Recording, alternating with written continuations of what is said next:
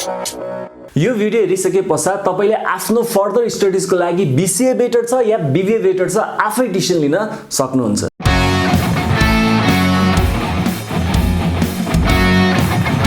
कुन course select गर्ने सन्दर्भमा डिटरमाइन गर्ने एउटा फ्याक्टर छ त्यो तपाईको प्यासन। तपाईको प्यासन के छ, तपाईको इन्ट्रेस्ट के छ, तपाईको एम के छ त्यसले डिटरमाइन गर्छ।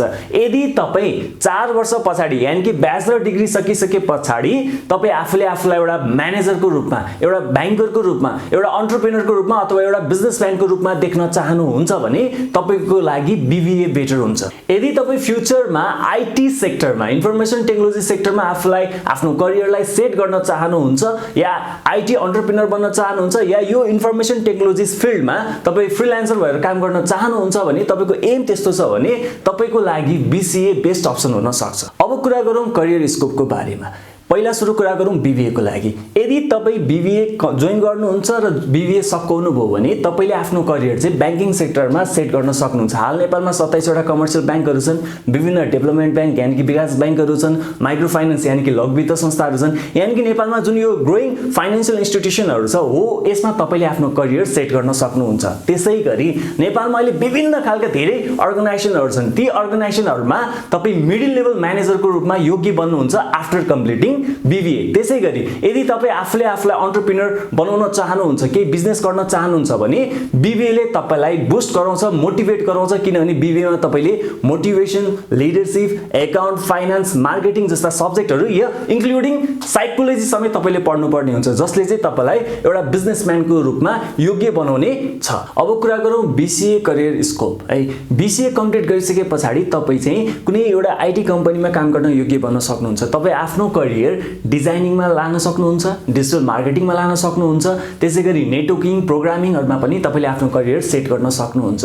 र एउटा इम्पोर्टेन्ट कुरा भनौं या यसको एउटा राम्रो पक्ष के छ भने अहिले इन्टरनेशनली ग्लोबली IT मार्केट चाहिँ के भइरहेको छ, ग्रो गरिरहेको छ।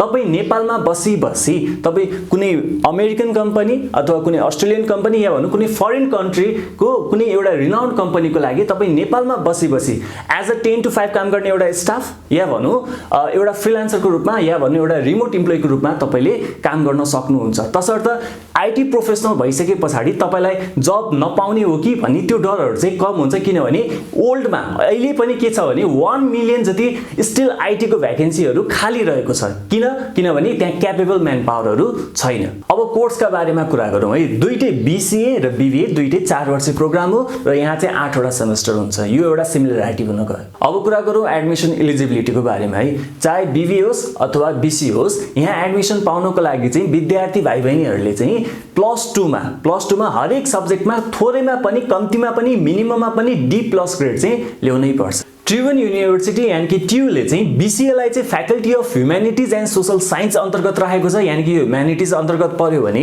BBA लाई चाहिँ फ्याकल्टी अफ म्यानेजमेन्ट अन्तर्गत राखेको छ, यानी कि यो म्यानेजमेन्टको कोर्स रहेको छ। BBA को हकमा नेपालमा ट्यू मात्रै नभए अरु युनिभर्सिटी एफिलिएटेड कलेजहरु पनि हामी भेट्न सक्छौं। जस्तो नेशनल युनिभर्सिटीहरु कुन छन् भने पूर्वाञ्चल युनिभर्सिटी, पोखरा युनिभर्सिटी, काठमाडौँ युनिभर्सिटीहरुले पनि BBA कोर्स अफर गरिरहेको छ। र त्यसैगरी नेपालमा चाहिँ इन्टरनेशनल युनिभर्सिटी एफिलिएटेड कलेजहरु पनि छन्। जस्तो इन्टरनेशनल युनिभर्सिटीमा एउटा उदाहरण छ लिंकन युनिभर्सिटी। अब जाउँ BCA पट्टि है। BCA मा ट्यू मात्रै नभई पोखरा युनिभर्सिटी र पूर्वाञ्चल युनिभर्सिटीले पनि BCA कोर्सहरु डिजाइन गरेका छन्। BBA मा तपाईले पढ्नुपर्ने मेजर सब्जेक्टहरु चाहिँ जस्तो कस्ट एन्ड म्यानेजमेन्ट, एकाउन्टिङ हुन सक्छ, financial accounting, marketing, psychology, corporate taxation र त्यसैगरी तपाईले त्यहाँ समर प्रोजेक्टहरु गर्नुपर्ने हुन्छ, प्लस तपाईले इन्टर्नशिप पनि गर्नुपर्ने हुन्छ। BCA मा तपाईले पढ्नुपर्ने मेजर कोर्सहरु जस्तो English, mathematics, digital logic, C programming, network programming, त्यसैगरी तपाईले त्यहाँ पढ्नुपर्ने अरु सब्जेक्टहरु वेब टेक्नोलोजी हो, त्यसैगरी साइबर ल र लास्टमा तपाईले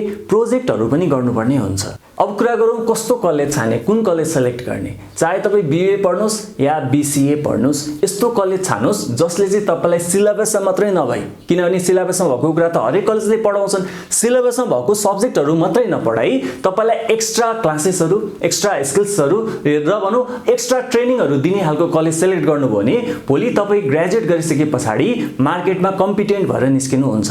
तपाई अहिले +2 कम्प्लिट गर्नु भएको छ, अब तपाई ब्याचलर जोइन गर्नुहुन्छ। चाहे BBA गर्नुस् या BCA गर्नुस्, आफ्नो प्यासनलाई हेरेर गर्नुस् र अब ब्याचलर जोइन गरिसके पछाडी तपाईले ग्रेजुएट हुन त कम्तीमा पनि 4 वर्ष त लाग्छ र 4 वर्ष पछाडी के मार्केट अहिले जस्तो छ त्यस्तै हुन्छ त? हुँदैन। त्यो बेला मार्केट एकदम टफ भइसक्छ, एकदम कम्पिटिसन हाई भइसक्छ, तपाई अरु भन्दा धेरै क्यापेबल हुनुपर्ने कन्डिसन टर्म्स हुन्छ त्यहाँ। तसर्थ तपाईले के बुझ्नु पर्यो भने सिलेबसमा मात्रै नभई तपाईले आफूमा के एक्स्ट्रा स्किल्सहरु डेभलप गर्नुपर्ने हुन्छ, लिनुपर्ने हुन्छ, ट्रेनिङहरु लिनुपर्ने हुन्छ। तसर्थ कलेज यस्तो छानुस् जसले चाहिँ कोर्समा मात्रै नभई कोर्समा मात्रै रहेर तपाईलाई नपढाइकन तपाईलाई एक्स्ट्रा कुराहरु, एक्स्ट्रा ट्रेनिङहरु पनि तपाईलाई दिन्छ र भोलि तपाईलाई मार्केटमा कम्पिटेन्ट बनाउँछ भने त्यस्तो कलेज तपाईले सिलेक्ट गर्नुभयो भने तपाईको करियरको लागि राम्रो हुनेछ। विद्यार्थी भाइ-बहिनीहरुलाई हामी एकचोटी फेरि धन्यवाद दिन चाहन्छौं। तपाईहरुको सपोर्टले गर्दाखेरि अहिले हामीलाई एकाडेमिक कन्टेन्ट मात्रै नबनाइकन हामीले अरु कामहरु गर्न पनि मोटिभेट गरेको छ, जसमा गुरुबाले अब करियर ओरिएन्टेसन प्रोग्रामहरु लन्च गर्दैछ, जुन चाहिँ विद्यार्थीहरुको लागि कम्प्लिटली फ्री अफ कस्ट हुनेछ। तल डिस्क्रिप्सनमा तपाईले देख्न सक्नुहुन्छ हामीले एउटा फर्मको लिंक राखेका छौं, जसमा तपाईले क्लिक गरेर फर्म भर्नुभयो भने तपाईको इन्फर्मेसन, तपाईको नाम, नम्बर हामीले पाउने छौं र त्यहाँबाट चाहिँ हाम्रो टिमले तपाईलाई सम्पर्क गरेर करियर ओरिएन्टेसन प्रोग्राम तपाईको लोकेसन नजिक जहाँ पाएको पर्छ त्यहाँ हाम्रो टिमले तपाईलाई सम्पर्क गर्नु हुनेछ। हाम्रो जुन यी करियर ओरिएन्टेसन प्रोग्रामहरु हुन्छ यो चाहिँ लिमिटेड सिटमा हुन्छ। यसमा हामी 150 भन्दा बढी स्टुडेन्टलाई हामी कहिले पनि बोलाउँदैनौं, तसर्थ सिटहरु लिमिटेड हुन्छ र यो प्रोग्राम चाहिँ हाम्रा विद्यार्थी भाइ-बहिनीहरुको लागि कम्प्लिटली यो निशुल्क नै हुनेछ।